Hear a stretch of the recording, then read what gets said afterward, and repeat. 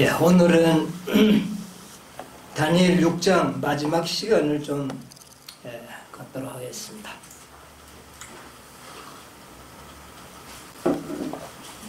다니엘 6장 말씀을 보도록 하겠습니다.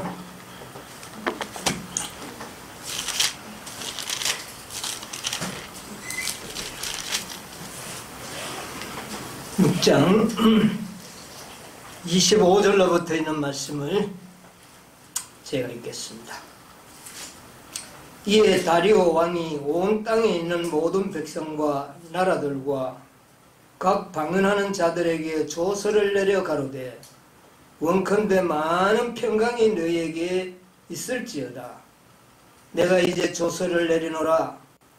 내 나라 관할 아래 있는 사람들은 다 다니엘의 하나님 앞에 떨며 두려워할지니 그는 사실은 하나님이시요 영원히 변치 않으실 것이며 그 나라는 망하지 아니할 것이요 그 권세는 무궁할 것이며 그는 구원도 하시며 건져내시기도 하시며 하늘에서든지 땅에서든지 이적과 기사를 행하는 자로서 다니엘을 구원하여 사자의 입에서 벗어나게 하셨음이니라 하셨더라. 이 다니엘이 다리오 왕의 시대와 바사 사람 고레스 왕의 시대에 형통하였더라. 아멘. 28절까지 있는 말씀을 보았습니다. 우리가 이제 이 다니엘 6장을 오늘 마지막 공부를 하게 되겠는데, 이 다리오 왕이 제정한 이 법을 한번 여러분 생각을 한번 해보십시오. 이게 정상적인 법입니까? 좀 만들어지는 과정이나 이런 것을 보면 제가 볼 때요, 아주 이것은 불법적이고 졸속적으로 만들어진 법이라고 생각이 듭니다.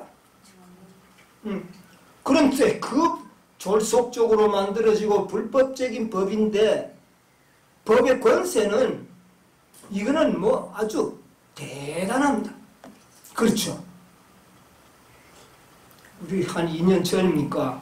코로나19 때문에 법이 뭐 그냥 뭐 하루아침에 법이 막 바뀌어지죠. 졸속적으로 만든 법들인데 그런데 그 권세는 대단하지 않습니까? 졸속적으로 만들어진 법이 권세는 더 있어요. 합법적으로 제대로 만들어진 법은요, 법 자체가 권위가 있는데 이거는 뭐가 없으니까요. 졸속적으로 만들어지고 불법적인 법이기 때문에 법 자체가 힘이 없어요. 그러니까 거기에 그냥 인위적으로 권세를 막 그렇게 집어넣는 겁니다. 넣어서 굉장히 무섭게 만들어요. 왜 이것이 불법적인 법이냐? 6절 7절 한번 보세요.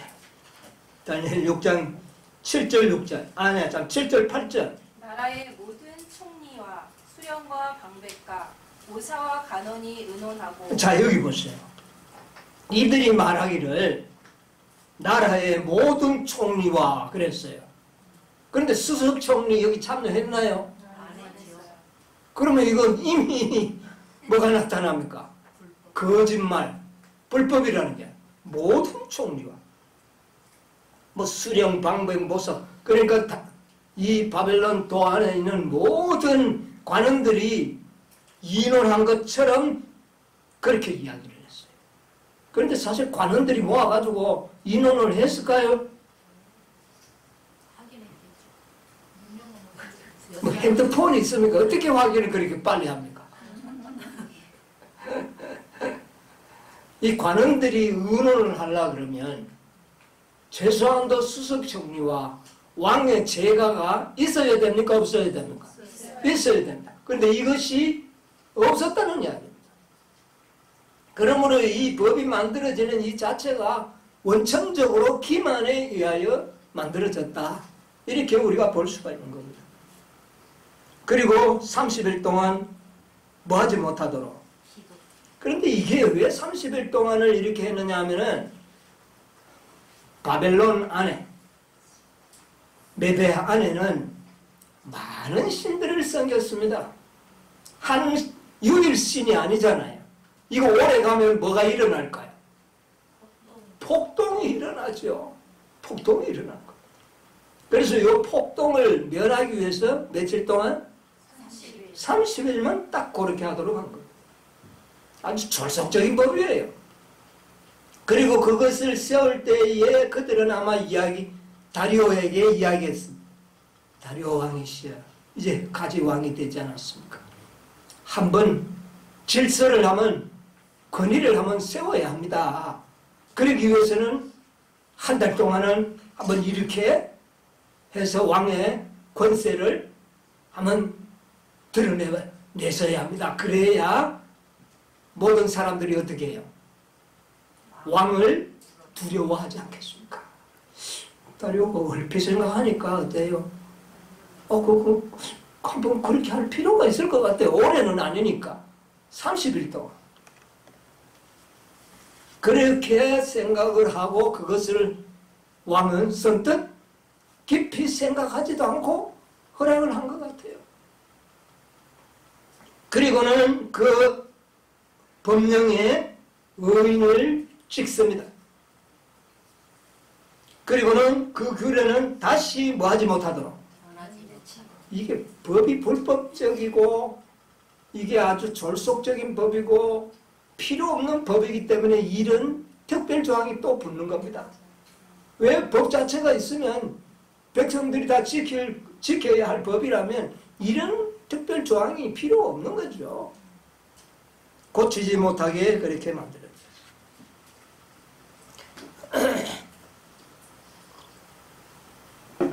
다니엘을 잡기 위한 하나의 수단이었을 뿐이었습니다.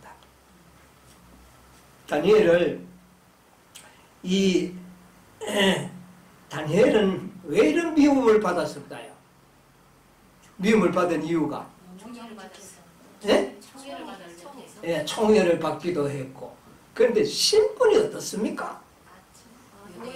이거 포로 주제에 포로로 잡혀온 이것을 항상 언급합니다. 이들이 포로로 잡혀온, 유대 나라에서 포로로 잡혀온 다니엘, 이렇게 이야기합니다. 그러니까 포로로 잡아와가지고 죽어야 마땅한데 세상에 새로운 나라의 총리들 중에 우두머리로 삼아버렸으니 이 질투와 시기를 받지 않을 수가 없는 겁니다. 그래서 이 다니엘을 제거해야 된다고 하는 것이 그들의 공통적인 마음이었습니다. 그런데 다니엘을 국정감사를 한번 해봐도 걸릴 것이 하나도 없는 겁니다. 그러니까 이들의 결론은 뭡니까? 결론이요. 5절 한번 읽어보세요. 6장 5절. 사람들이 가로되 다니엘은 그 하나님의 율법에 대하여 그 틈을 얻지 못하면 그를 고소할 수. 자, 이거는 이제 이를 잡기 위해서 하나님의 율법을 빙자해서 잡아야 되겠다. 근데 다니엘이 기도하는 게 무슨 하나님의 율법입니까? 3번씩 기도하는 게 하나님의 율법이에요? 아니잖아요. 이거는 다니엘의 뭡니까? 습관이었어요. 3번씩 기도하는 것이 습관이었고, 뭐 유대인들이 혹시 그랬는지는 모르지만 이런 습관을 아마 포로가 되면서부터 그렇게 하지 않았나, 그렇게 추정이 듭니다. 그런데 이것을 아마 이방인들은 이게 법인 줄 알았겠죠. 이게 법이라는 일이 하는가 보다.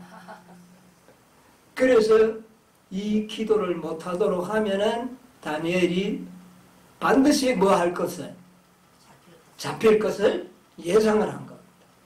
그래서 그렇게 한 건데, 사실은요,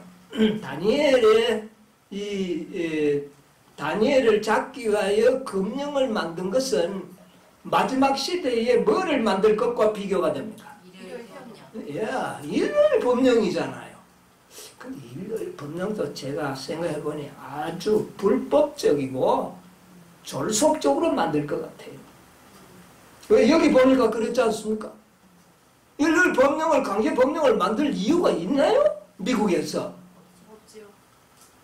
자유를 최선의 헌법 1조로 규정하고 있는 미국에서 종교 자유를 억압하는 법을 만드는 거 그 자체가 뭡니까 이게? 불법이고. 그러니까 누구 잡기 위해서?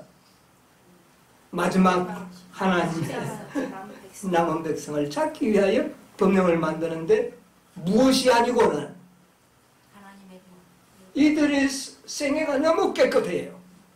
그러니까 다른 어떤 세상의 법도 적용을 해서 감옥에 넣을 수가 없는 겁니다. 그러니까 뭐를 빙자하는 거가요? 하나님의 율법. 그러니까 이게 바로 그것을 이야기한다니까. 하나님의 율법을요. 그래서 사실은 기도 하루 3번 하는 것은 법이 아니었어요. 그러나 마지막 시대에 안식일을 우리가 지켜야 하는 것은 뭡니까 이게? 하나님의 율법이죠. 이것 이외에는 남은 백성을 잡아넣을 합당한 그런 어떤 방법이 없었던 겁니다. 그렇게 될 것 같아요. 그런데 순간적으로 만들어집니다. 뭐 다리오가 백감 모아놓고 의논한 것도 아니고 몇 사람이 속닥속닥 해가지고 와가지고 그냥 갑자기 왕을 꼬드겨가지고 만든 거예요. 예, 그렇지 않습니까? 오래 회의했으면 다니엘도 다 알고 다니엘도 물론 그렇게 하는 눈치로 다 알고 있었죠. 알고 있었지만 그렇게 다니엘을 참석해 해야 된다는 겁니다. 그러나 다니엘을 참석하지 못하도록 하기 위해서는 아주 이게 속전속결로 법을 만들지 않으면 안 되는 앞으로 그럴 것 같아요. 앞으로 두고 보세요. 일요일 법령도 아주 졸속적이고 속전속결로 불법적인 법을 만들어서 거기에다가 어마어마한 징벌을 가하는 이런 법령이 될 것이다 하는 것을 보여주는 것 같아요. 자, 그래서 결국은 이제 그 법령이 제정이 되고 다니엘은 그것을 알고도 하루 어떻게 해요? 3번씩 예루살렘을 향하여 뭐만 닫으면 되는데 세상에 문 하나 닫아버리면 한 달 동안은 그 누구도 알지 못하는 그런 신앙생활을 할 수 있는데도 절대로 양보하지 않았다는 겁니다. 네. 이거는 율법도 아닌 다니엘의 습관이었어요. 그러나 마지막 일요일 법령이 내릴 때 우리에게는 어떻습니까? 거룩한 하나님의 율법이죠. 결코 이 안식일을 지키는 일에 내 행동에 변화가 있어서는 안 된다는 것을 우리에게 가르쳐줍니다. 뭐 온다고 해서 아이고 오늘은 온라인 예배 드리자고 집에서 이렇게 눌려서 예배 드리는 게 그래서는 안 된다는 것을 분명히 우리에게 가르쳐주는 거예요. 그렇지 않습니까? 네. 자, 그래서 다니엘이 딱 잡힙니다. 그들이 당장 와서 뭐라 그러게 합니까? 누가요? 다니엘. 자, 13절 한번 읽어보세요. 그들이 왕 앞에서 대답하여 가로되 왕이여 사로잡혀온 유다 자손 중에 그 다니엘이 왕과 왕의 어인이 찍힌 금령을 돌아보지 아니하고 하루 3번씩 기도하나이다. 예, 뭐의 문제였습니까? 하루 3번씩. 그리고 분명히 이야기하죠. 사로잡혀 온 유다 자손. 이걸 분명히 언급합니다. 자, 그러니까 다리오 왕이 딱 머리에 떠오르는 게 뭡니까? 이놈들이 나에게 충성을 보인 것이 아니라 다니엘을 죽이기 위하여 이런 법을 만들었구나 하는 것을 즉시 깨닫게 되는 겁니다. 자, 14절 보세요. 왕이 이 말을 듣고 그로 인하여 심히 근심하여 다니엘을 구원하려고 마음을 쓰며 그를 건져내려고 힘을 다하여 해가 질 때까지 이르매 다리오 왕이 누구를 살려보려고? 다니엘을 이 다니엘을 어떻게 하면 살려보려고 왕이 궁리를 해도 방법이 없었어요. 네. 아주 그들이 그렇게 아주 치밀하게 구상을 한 겁니다.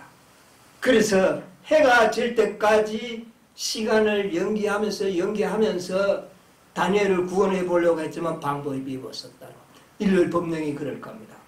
결코 우리가 거기에서 빠져나올 길이 없을 것이다.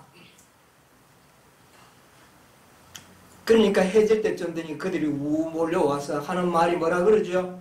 15절에 보면 그 무리들이 또 모여 왕에게로 나와서 왕께 말씀하시되 왕이여 메대와 바사의 규례를 아시거니와 왕의 세우신 금령과 법도는 경계하지 이거 이제 못하고 이야기하는 겁니다.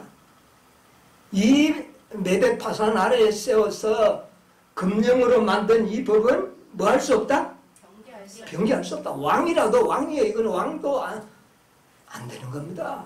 빨리 다니엘을 어떻게 하라고요? 사자굴에 집어넣으라고 압박을 강하는 겁니다. 그래서 다리오 왕은 방법이 없었어요. 그래서 다니엘을 끌어다가 사자굴에 집어넣는데 16절 17절 보세요.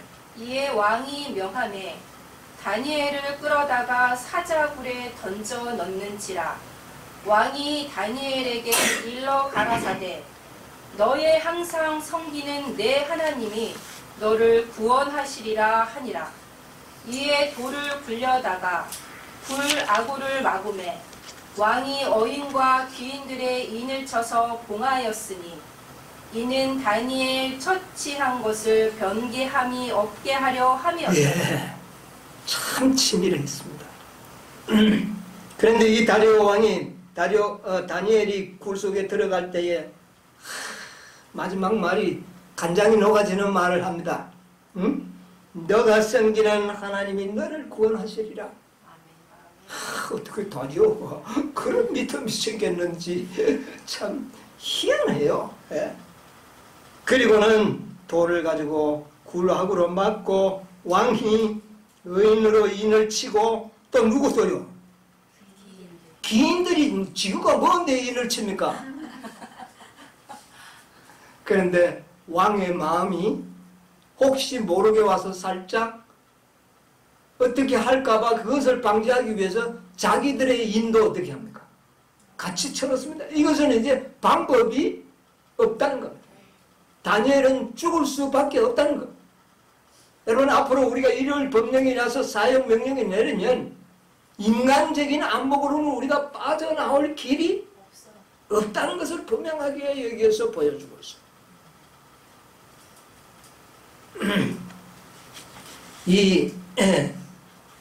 이 다리오 왕이 왕궁에 돌아와 가지고는 그날 잠을 한숨도 자지 못하고 침수를 패하고 금식하고 아무것도 먹지 아니하고 야 다니엘이 참 그 왕의 그런 총애를 받았는가.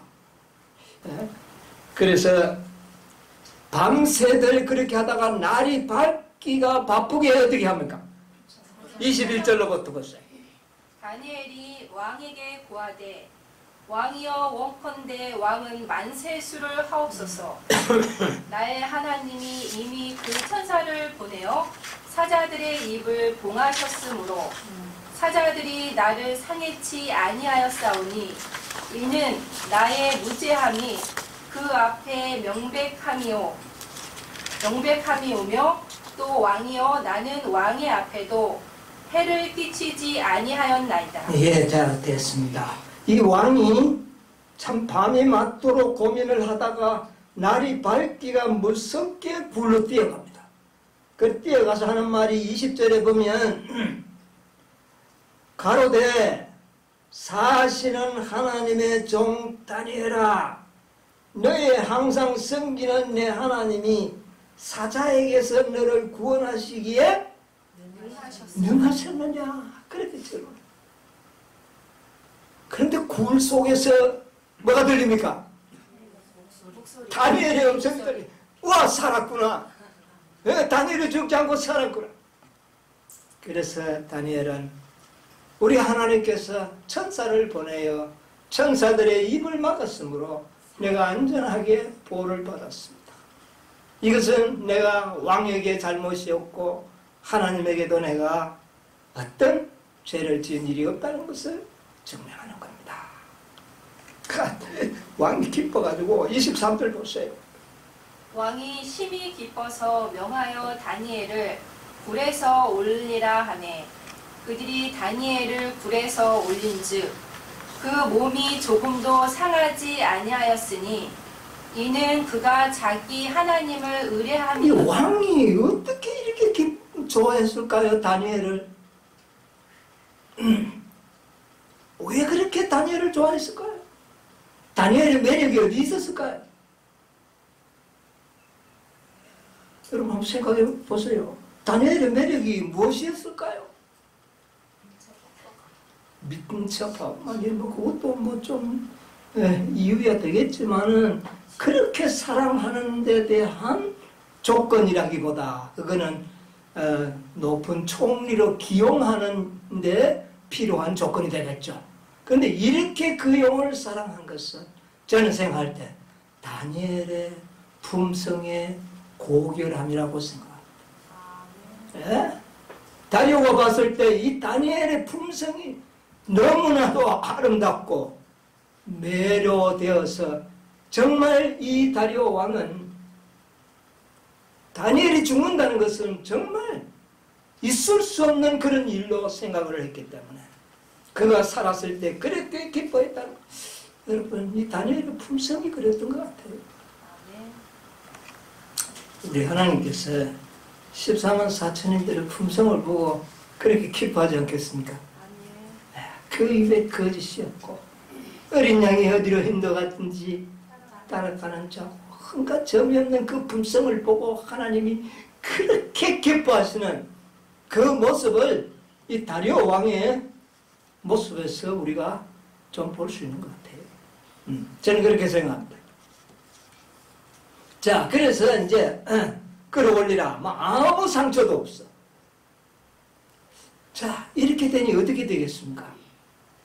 다니엘을 참소해가지고 끌어넣었던 사람들이 뒤에서 뭐라 그럴까요?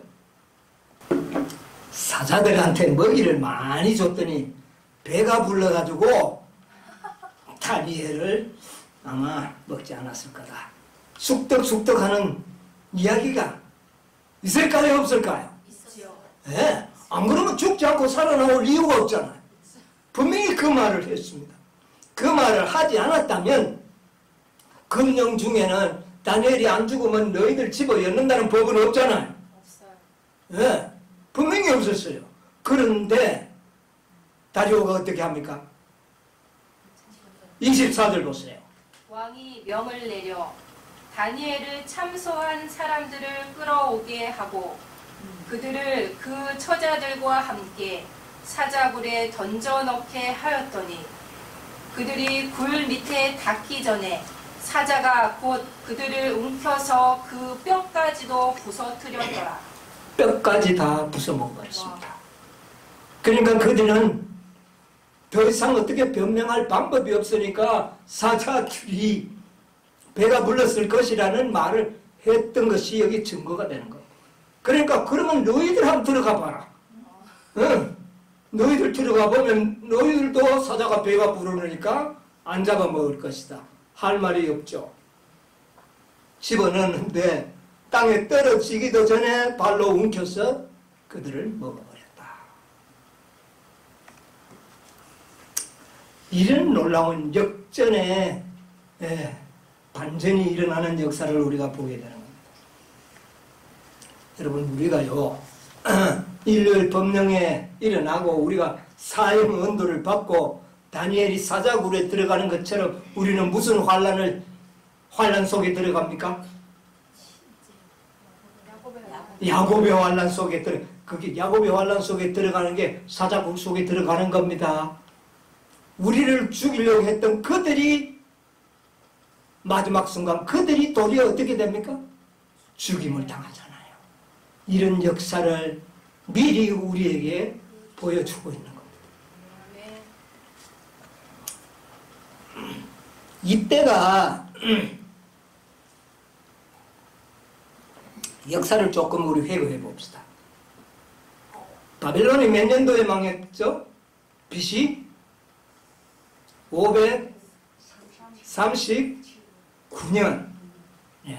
539년에 망했잖아요. 605년에 바벨론의 통치 연하로 시작해서 539년, 66년. 그렇지 않습니까? 예. 그리고 538년은 다리오 왕의 원년입니다. 539년 가을에 바벨론이 망했어요. 그 이제 즉시 다리오가 왕이 되었지만 그 몇 개월 남은 그것을 원년으로 치지 아니하고 그 이듬해 봄을 다리오의 원년, 그러니까 538년이 되는 거예요. 아마 538년이었을 거예요. 자, 그리고 BC 537년에 고레스가 왕이 됩니다. 그러니까 다리오가 통치한 연하는 2년이라 그랬거든요. 2년인데 39년부터 39, 38, 2년이잖아요. 네. 2년도 채 안 돼. 연수는 2년이지만 그리고 다리오가 어떻게 됐습니까? 죽습니다. 죽고 누가 왕이 됩니까? 고레스 왕. 일요일 명령이 나면은요 2년이 채 넘어가지 않을 겁니다. 누가 오신다고요?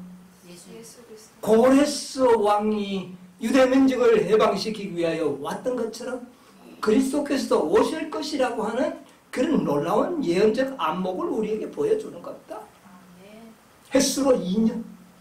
실제적인 2년이 잘 안 된다는 것을 우리에게 살짝 보여주고 갑니다. 이 역사가. 자, 그리고 아까 제가 처음에 읽었던 다리오 왕이 온 세상에 조서를 내어서 하나님의 영광을 어떻게 합니까? 환하게 드러냅니다.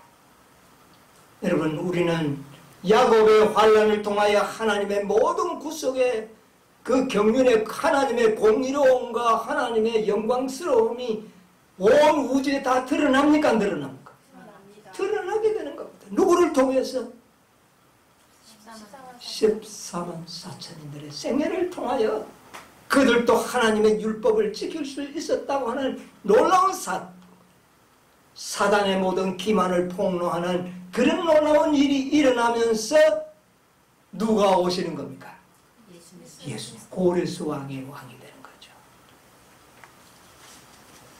자, 이제 고레스 왕의 등장은 예수님의 재림을 상징하는 또 하나의 역사이기도 합니다. 다니엘 6장 28절에 무슨 기록을 하고 있습니까? 6장 28절에 이 다니엘이 다리오 왕의 시대와 바사사랑 고레스 왕의 시대에 형통하였더라. 어느 시대까지? 고레스 왕의 시대에 뭐 하였더라? 형통하였더라. 그럴 수밖에요. 네. 자, 이것은 이제 예수 그리스도의 재림을 통하여 이 다니엘이야말로 그것을 상징하는 하나의 역사의 그 참 그림자인데 우리가 어떻게 될까요? 14만 4천인들이 예수님의 재림을 통하여 14만 4천인들은 하늘 유리바닷가에서 어린 양을 통하여 눈물을 씻김을 받고 거기서 모세의 노래, 어린 양의 노래를 부르는 이런 쾌거를 이루어내지 않습니까? 형통하게 되는 겁니다. 이것을 보여줍니다. 참 다니엘의 역사 속에서 마지막 사건이 얼마나 아름답게 잘 조명되어 있습니다. 자, 이제 고레스가 왕이 됩니다. 이때야말로 다니엘에게는 절호의 어떤 기회가 왔습니다. 여러분, 다니엘의 입장이 어떻게 됐을까요? 자, 이제 바벨론이 멸망을 하고 다리오가 왕이 되고 이제 이 약속된 70년이 몇 년 남았는데 3년 남았는데 3년이 지나자 딱 누가 되는 겁니까? 고레스가 왕이 되는 겁니다. 이거야말로 다니엘에게는 놀라운 역사의 발전. 그러니까 다니엘은 고레스 왕을 누가 가장 먼저 아련을 했을까요? 고레스가 누구를 제일 먼저 만났을까요? 다니엘 만났죠. 왜요? 다니엘은 지금 어디에서? 사자굴에서 살아난 사람 아닙니까? 안 그래도 다니엘이라면 그 명성을 듣고 잘 아는데 바로 얼마 전에, 며칠 전에, 얼마 전에 다니엘이 어디에 들어갔다가 사자굴에 들어갔는데 죽지 않고 살아난 사람으로 이 고레스의 머리에는 완전히 각인되어 있는 겁니다. 그래서 다니엘은 저 사람은 신의 아들이다. 하나님의 사람이다. 그렇게 각인이 되어 있습니다. 그러면 이제 그가 왕이 되었을 때 누구를 만날까요? 다니엘 만났죠. 다니엘 만났을 때 다니엘은 그냥 가지 않고 하나님의 두루마리 책을 가지고 갑니다. 자, 우리 한번 여느신이 있는 말씀 하나 보도록 하겠습니다. 부조와 선지자와 왕 557쪽에서 8쪽.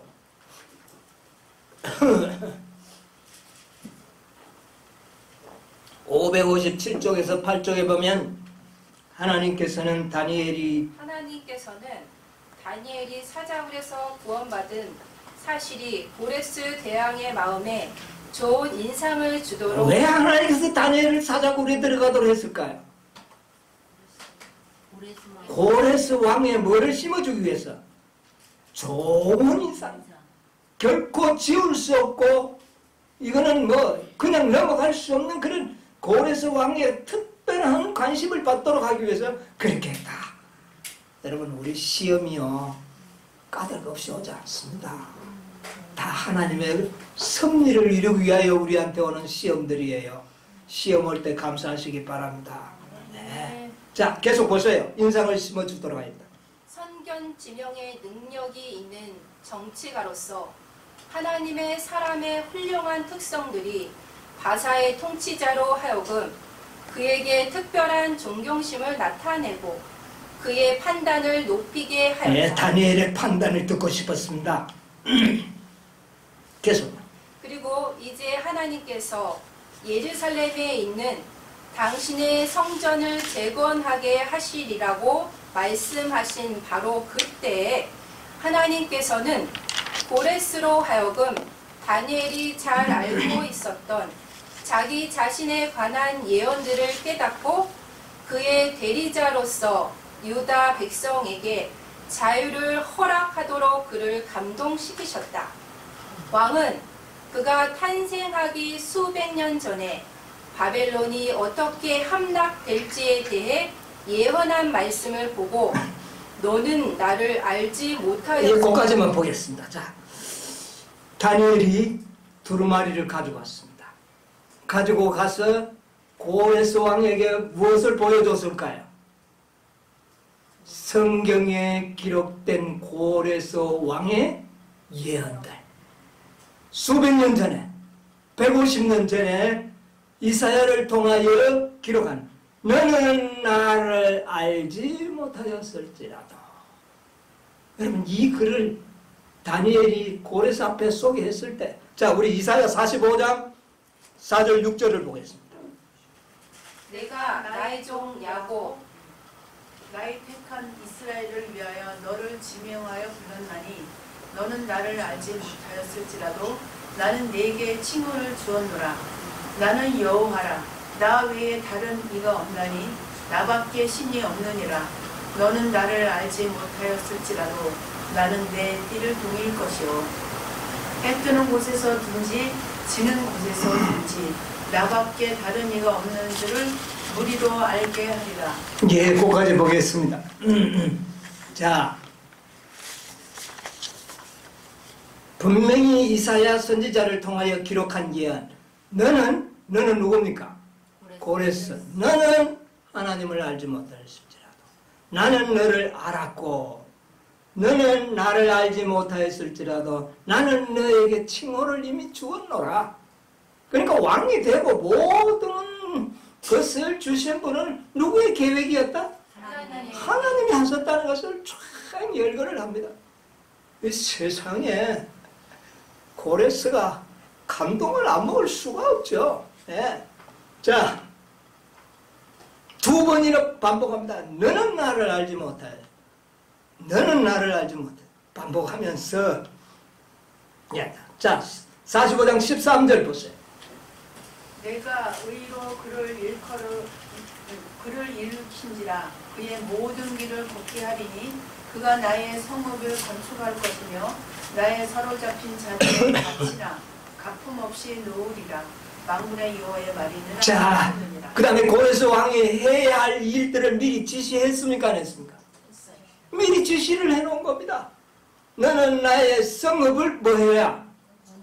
건축할 것이고 사로잡혀온 나의 백성들에게 어떻게 하라?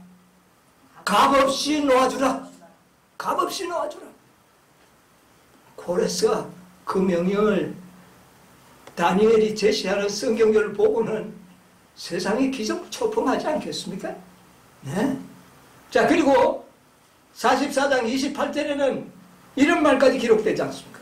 고레스에 대하여는 이르기를 그는 나의 목자라 나의 모든 기쁨을 성취. 여기에 보니까 뭐라고요? 고레스에 대해 뭐까지 지어놨습니까? 이름. 이 고레스의 이름은 그의 아버지가 지어준 게 아니라 누가 지어놨습니까? 하나님이 지어놓은 거예요. 이야, 이 고레스가 자기 이름까지도 자기 아버지가 지은 것이 아니라 하나님께서 지어놨다는 것을 보고는 이야, 정말 그러면서 하는 말이 예루살렘에 대해서는 그가 나의 성을 중건하리라. 사명을 준 것입니다. 성전의 기초를 세울 것이라. 자, 45장 1절로 3절 보세요. 나 여호와는 나의 기름받은 고레스의 오른손을 잡고 열국으로 그 앞에 항복하게 하며 열왕의 허리를 풀며 성문을 그 앞에 열어서 닫지 못하게 하리라.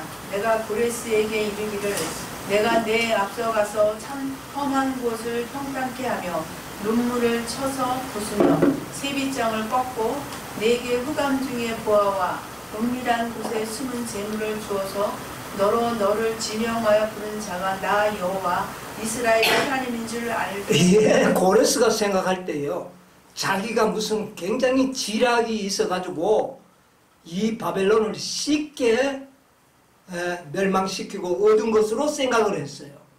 그런데 가만 보니까 그게 아니에요.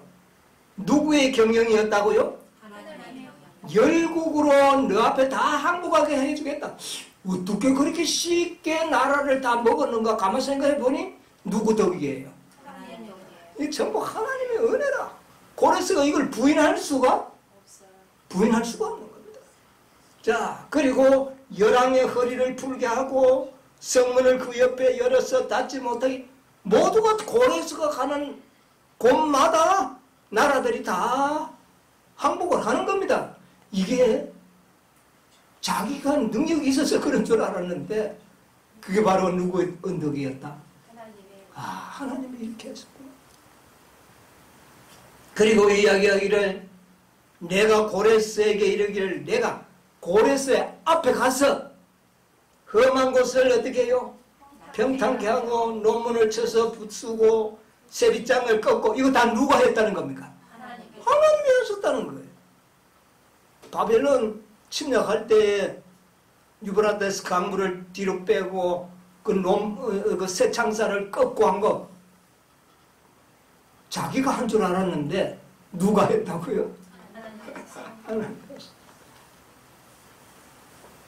자, 그리고 내가 흑암 중에 보화와 수많은 재물을 주어서 얼마나 많은 재물을 얻었습니까? 그거 다 하나님이 주신 거예요. 그리고 너로 지명하여 부른 자가 나 여호와 이스라엘의 하나님인 줄 알게 하리라. 뭐 이거야말로 부인할래야 부인할 수가 없는 확실한 증거의 말씀을 이 고레스 왕이 보게 되는 겁니다. 어떻게 해야 되겠어요, 이제? 고레스가 어떻게 해야 되겠어요? 그 앞에 또 누가 써가 있어요? 사자굴에 죽지 않고 살아나 있는 다니엘이 이렇게 버티고 있고, 보이지 않는 하나님의 위강이 이 고레스는 느낄 수밖에 없는 겁니다. 그렇지 않겠습니까? 자, 어떻게 됐는지 한번 역사를 성경에서 또 찾아보겠습니다. 역대하 36장 22절로 23절. 바사왕 고레스 원년에 여호와께서 예레미야의 입으로 하신 말씀을 응하게 하시려고 바사왕 고레스의 마음을 감동시키심에 저가 온 나라에 공포도 하고 조서도 내려 가로되 바사왕 고레스는 말하노니 하늘의 신 여호와께서 세상 만국으로 내게 주셨고 나를 명하여 유다 예루살렘에 전을 건축하라 하셨나니 너희 중에 무릇 그 백성된 자는 다 올라갈지어다. 너희 하나님 여호와께서 함께 하시기를 원하노라 예. 하였다. 이 고레스 왕 몇 년? 원년. 그러니까 이 고레스 왕 원년은 BC 537년입니다. 자, 605년에 포로로 1차 포로 잡혀갔죠. 자, 537년에 공포가 내리고 법령이 내렸습니다. 다 어떻게 하라? 돌아가라. 돌아가서 성전을 건축하라. 예, 하나님의 명령을 지킬지어다. 공포를 내렸습니다. 그리고 536년에 드디어 이스라엘 백성 일진이 바벨론에서 나와 어디로 돌아가느냐 하면 예루살렘으로 돌아갑니다. 유대 땅으로 돌아갑니다. 딱 몇 년 만에? 70년 만에. 놀라운 역사가 이루어지지 않습니다. 자, 에스라 1장 1절 2절 한번 보세요. 바사왕 고레스 원년에 여호와께서 예레미야의 입으로 하신 말씀을 응하게 하시려고 바사왕 고레스의 마음을 감동시키매 저가 온 나라에 공포도 하고 조서도 내려 가로되 바사왕 고레스는 말하노니 하늘의 신 여호와께서 세상 만국으로 내게 주셨고 나를 명하사 유대 예루살렘의 전을 건축하라 하셨다. 예, 뭐 하나님의 명령을 홀이라도 거역할 수 없는 그런 지경이 된 겁니다. 이 고레스가. 예, 그래서 그들을 돌아가도록 포고령을 내립니다. 예루살렘 성전은 너희들은 돌아가서 다 건축하라. 그런데 돌아간 해가 그 이듬해 가을에 포고령이 내렸고 537년 가을에 포고령이 내렸고 536년 봄에 일진이 어디로요? 예루살렘을 향하여 출발합니다. 자, 에스라 2장 64절 65절 보세요. 온 회중의 합계가 42,360명이요 그 외의 노비가 7,337명이요 노래하는 남녀가 200명이요 몇 명이 일진으로 출발했나요? 42,360명. 그 다음에 뭐 노비고 뭐 이런 사람들까지 합쳐서 5만 명이 조금 넘을까 말까 했어요.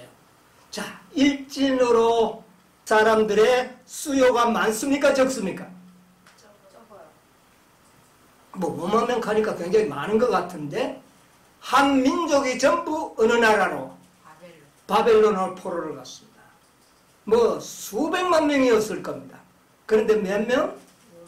5만 명. 겨우 5만 명이 돌아갔습니다.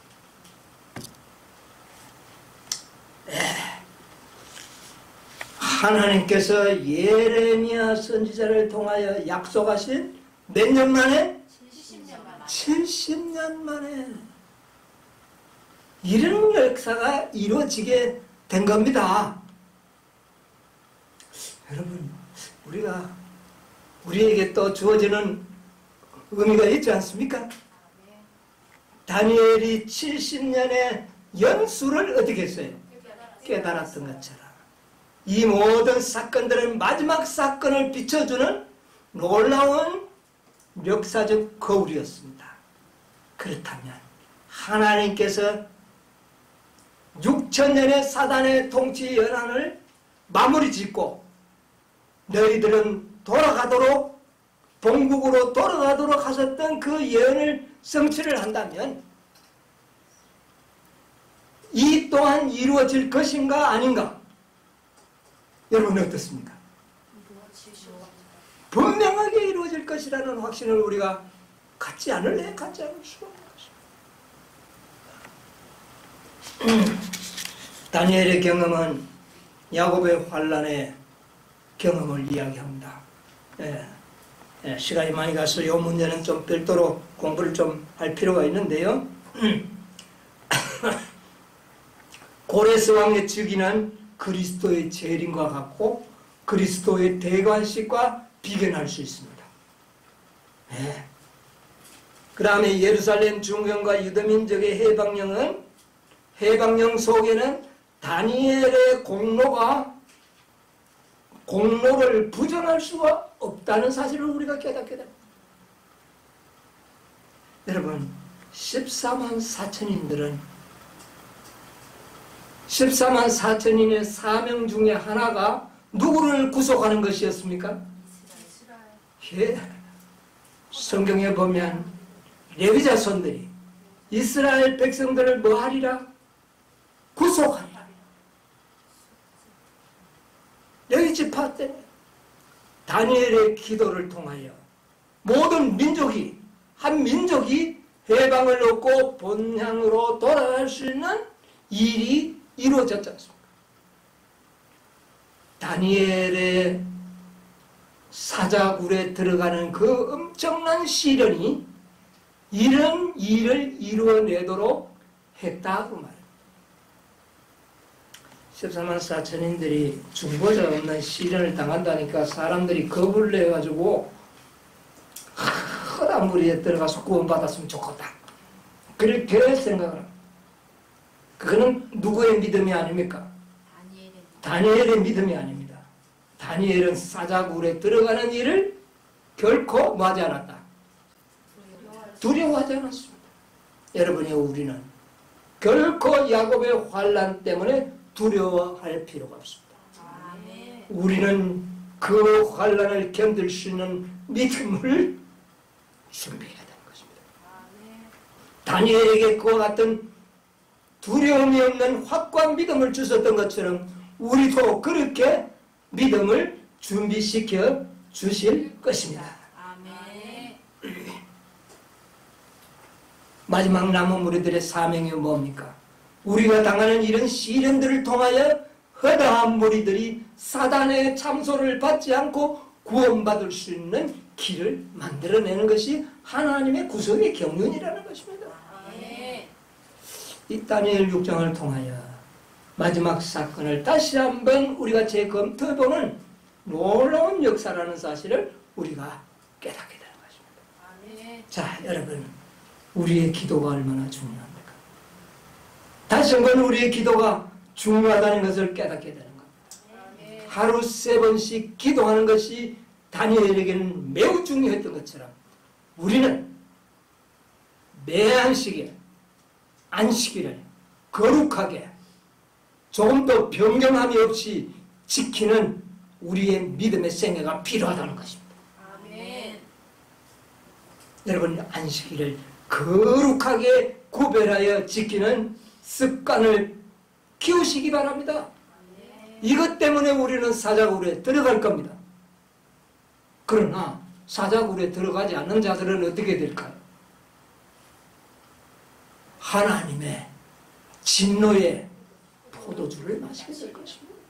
사자굴에 들어가서 살아날 것이냐 아니면 진노주의 포도주를 받고 멸망당할 것이냐 이것은 우리의 선택이 달려있습니다. 그렇다면 다니엘이 3번의 기도를 창문도 닫지 않았던 것처럼 우리는 매 안식일 하나님의 거룩한 안식일을 지키는 일에 결코 변경이나 양보를 하지 않는 그런 습관을 키우시게 되길 바랍니다. 아멘. 이것이 이 6장에서 우리가 얻을 수 있는 놀라운 아멘. 역사적인 교훈입니다. 분명히 우리가 그런 습관을 키운다면 그날에 두려움 없이 쓸 수 있도록 하나님께서 해 주실 것이다. 아멘. 모두가 이 놀라운 믿음을 다 소유하시는 여러분과 제가 되기를 간절히 바라면서 오늘 말씀을 마치도록 하겠습니다. 아멘.